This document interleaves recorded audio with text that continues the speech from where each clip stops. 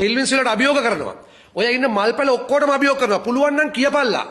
සජිත් ප්‍රේමදාස මේ රටේ අභිමානය නැති කරපු එක දවසක්. එක තැනක්.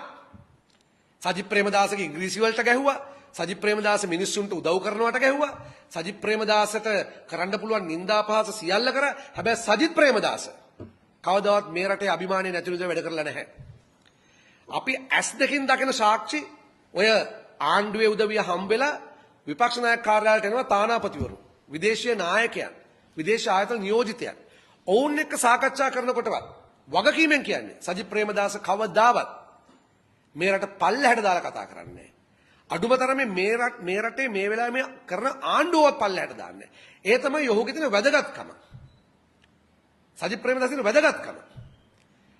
සජිත් ප්‍රේමදාසටත් පුළුවන් ඔය විදිහට මේ රටේ මිනිස්සුන් හැල්ලුවට ලක් කරන්න. හැබැයි ඔහු එහෙම කරන්නේ නැහැ. නිසා අනුරසානායකට කියනවා ඔබට ලැබුණේ පිං ජනාධිපතිකමක්. එජාපේ සජබේ එකට එකතු වෙලා හිටියනම් ඔහේ ජනාධිපති නෙවෙයි.